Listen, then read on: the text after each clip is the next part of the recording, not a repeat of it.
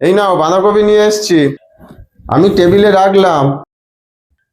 বাঁধাকপি এনেছো? এটা দিয়ে নতুন কিছু বানাও। ডিম দিয়ে একটা স্ন্যাক্স বানাই। হ্যাঁ, হয়ে গেছে। হ্যাঁ, হয়ে গেছে, খেয়ে দেখো। বাহ, খুব সুন্দর দেখতে হয়েছে তো, বেশ নরমও হয়েছে। নরম হয়েছে? খেয়ে দেখো টেস্ট কেমন হয়েছে। ভালো হয়েছে?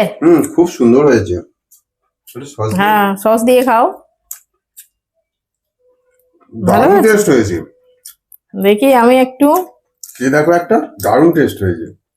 হ্যাঁ, হ্যাঁ, সত্যি দারুণ হয়েছে। আজ আমি বাঁধাকপি আর ডিম দিয়ে একটা স্ন্যাক্স বানাবো। এখানে একটা বাঁধাকপি নিয়েছি, এটাকে আমি কেটে নিচ্ছি।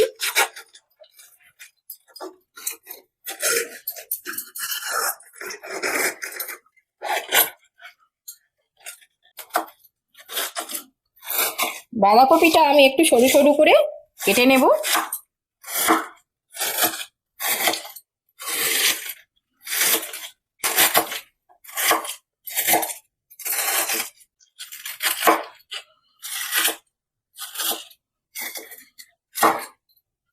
এই মোটা অংশগুলো, এই ডাটাগুলো আমি বাদ দিয়ে দেবো।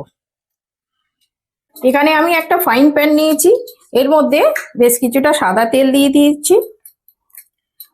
অল্প 2 চামচ মতো সাদা তেল দিয়ে দিলাম, আর এর মধ্যে অল্প বাটার দিয়ে দিচ্ছি। এই বাটারটা অপশনাল, এটা আপনারা যদি না মনে করেন বাদ দিতে পারেন। একটু অল্প করে দিয়ে দিলাম। এটা একটু গরম করে নেব তেলটা। এখানে একটা পেঁয়াজ নিয়ে নিয়েছি, এটাকে আমি এবার কেটে নেব। একটু ছোট ছোট করেই কাটবো।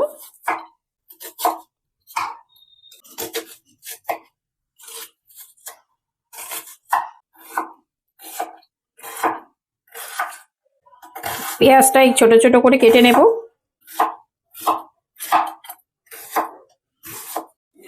তেলটা আমার গরম হয়ে গেছে, এবার পেঁয়াজটা ভেজে নেব।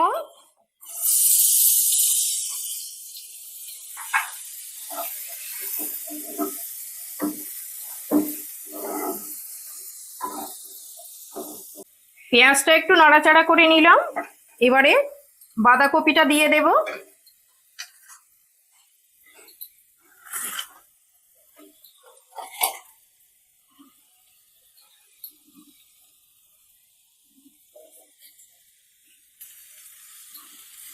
এই বাঁধাকপিটা দিয়ে একটু নাড়াচাড়া করে নেব। এই বাঁধাকপিটা নরম হতে থাক। এখানে একটা গাজর নিয়েছি, আমি গাজরটাকে একটু গ্রেট করে নেব।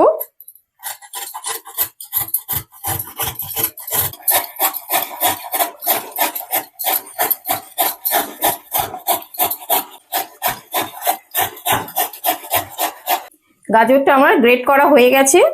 বাঁধাকপি আর পেঁয়াজটা একটু নাড়াচাড়া করে নিয়েছি, একটু সফট হয়ে গেছে। এবার আমি গাজরটা দিয়ে দিচ্ছি।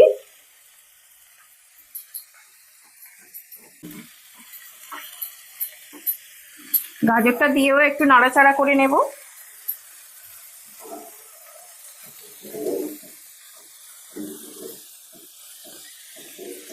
এখানে আমি 4 কোয়া রসুন নিয়েছি, এটাকেও একটু গ্রেট করে নেব। এখানে একটা কাঁচা লঙ্কা নিয়েছি, এটাকেও একটু ছোট ছোট করে কেটে নেব। আমি এখানে একটা কাঁচা লঙ্কা দিচ্ছি, আপনারা আপনাদের ঝাল বুঝে দেবেন। এবার এই কাঁচা লঙ্কা আর রসুনটা দিয়ে দিচ্ছি এর মধ্যে। এটাও দিয়ে একটু নাড়াচাড়া করে নেব। এগুলো এই একটু নাড়াচাড়া করে ভাজা ভাজা করে নিয়েছি, এই রকম হবে। এটা আমার হয়ে গেছে, আমি একটা বাটির মধ্যে ঢেলে নিচ্ছি।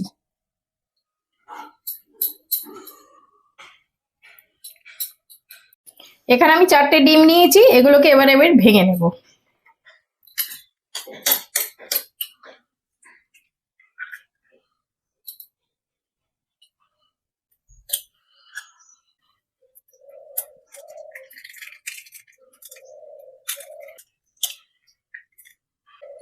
এবার এর মধ্যে 1/2 চামচ গোলমরিচের গুঁড়ো আর অল্প লবণ দিয়ে দিলাম স্বাদ মতো, দিয়ে এটাকে ভালো করে ফেটিয়ে নেব।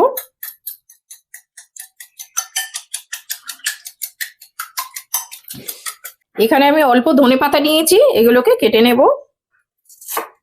গোড়ার দিকটা আমি বাদ দিয়ে দিচ্ছি, একটু ছোট ছোট করে কেটে নিচ্ছি।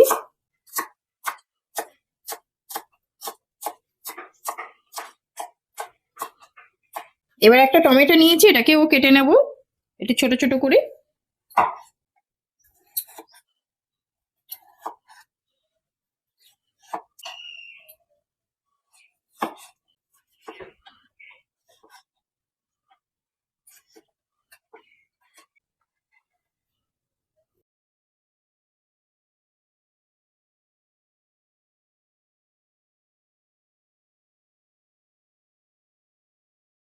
এর মধ্যে এবারে হাফ চামচ গোলমরিচ গুঁড়ো দিয়ে দিচ্ছি,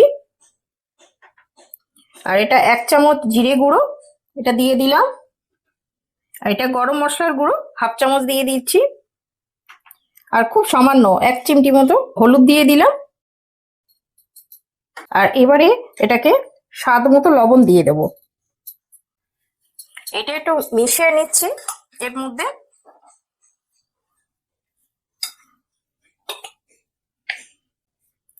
এবারে যে ডিমটা ফেটিয়েছিলাম এটা এর মধ্যে দিয়ে দিচ্ছি,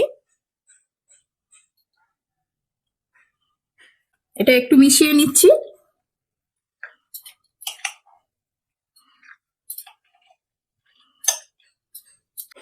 এখানে একটু বেসন নিয়েছি, এই টেবিল চামচের আমি 1 চামচ বেসন দিয়ে দিচ্ছি। আর এটা হচ্ছে ময়দা, এই ময়দাটা আমি 2 টেবিল চামচ দেব।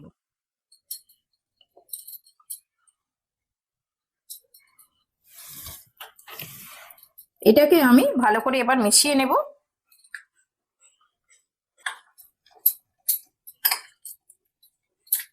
এখানে আমি 1 টুকরো পনির নিয়েছি, এটা অপশনাল, এটা আপনাদের কাছে থাকলে দেবেন, না হলে না দিলে কোনো টেস্টের কোনো তফাৎ হবে না। আমার কাছে ছিল তাই আমি একটু দিয়ে দিচ্ছি। এইভাবে করে গ্রেট করে দেব পনিরটা।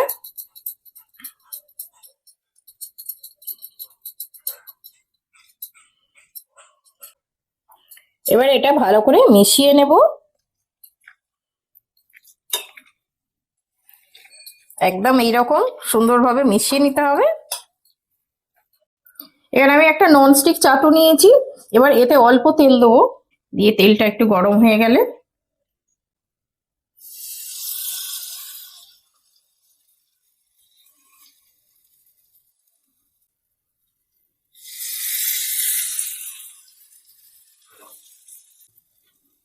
এইভাবে আস্তে আস্তে আমি এগুলোকে ভেজে নেব।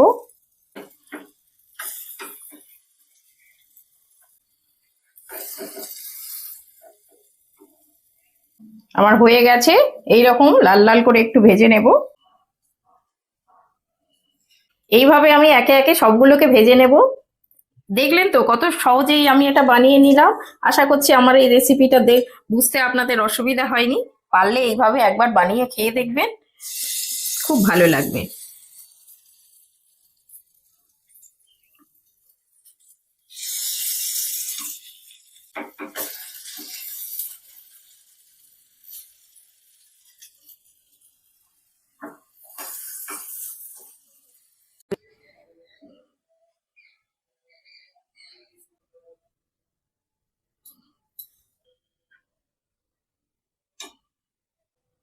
আমি একে একে সবগুলো তুলে নিলাম, দেখুন কত সুন্দর দেখতে হয়েছে।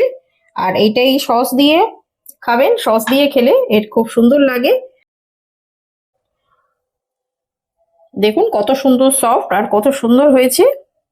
এইভাবে সস দিয়ে যে কোনো সময় আপনারা বানিয়ে খেতে পারবেন।